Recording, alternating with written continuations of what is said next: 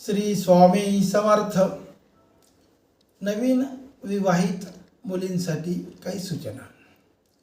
आपण माहेर सोडून सासरी जातो, त्या ठिकाणी कारण नसताना वादविवाद होऊ नये असं जर वाटत असेल तर काही गोष्टी आपण आपल्या मनाने न करता प्रत्येक गोष्ट सासूला विचारून घ्या.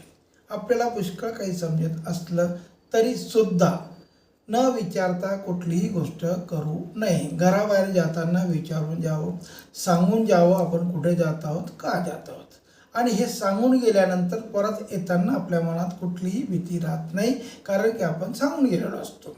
त्याचप्रमाणे चहा करत असताना, स्वयंपाक करत असताना आपल्याला जरी सर्व गोष्ट कळत असल्या तरी एक शब्द विचारून घ्यावा की आत्याबाई किंवा आई चहा किती ठेवू.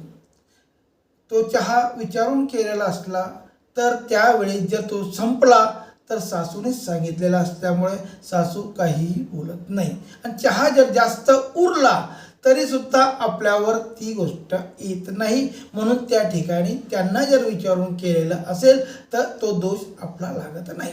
सासू या शब्दाची अर्थ असा आहे की जी स्त्री सारख्या सूचना देते त्याला सासू असं म्हणतात. सून सूचना न ऐकणारी स्त्रीला सून असं म्हटलं जातं.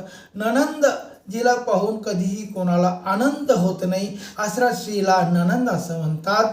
आणि जावा ज्या नेहमी दूर दूर जातात, ज्या कधीही जवळ एकत्र राहत नाहीत त्यांना जावा असं म्हणतात.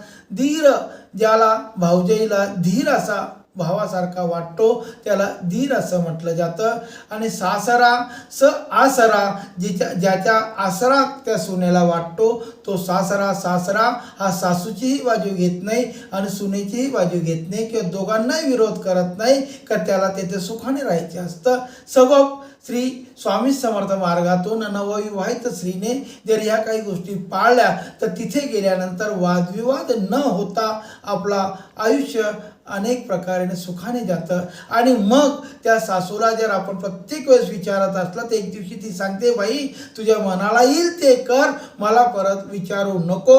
म्हणजे आपला शहाणपणा त्या ठिकाणी चालत नाही. आपण ज्या मार्गाचे असतो, कधी कधी सासऱ्याच्या घरी गेल्यानंतर ते वेगळ्या मार्गाचे असतात. जर मुलगी संमिश्र मार्गाची असेल आणि तिथे गेल्याबरोबर आपल्याला जर काही गोष्टी खटकल्या तरी सुद्धा प्रत्यक्षात गेल्यानंतर प्रथमतः आपल्या मनाने काहीही बदल करायचा नाही. हळूहळू वेळ पाहून समजावून सांगायचं. आणि जेव्हा त्यांनी होकार दिला तेव्हा देवघरात बदल, किचनमध्ये बदल किंवा बेडरूममध्ये बदल आपल्याला करता येतो. पण गेल्याबरोबर जर शहाणपणा केला तर वादविवाद वाढण्याची शक्यता असल्यामुळे नवविवाहित सुनेने आपला शहाणपणा गेल्याबरोबर करायचा नाही. एक ठराविक कालावधी गेल्यानंतर आणि नवरा थोडासा मुठीत आल्यानंतर काही बदल करायला हरकत नाही. श्री स्वामी समर्थ.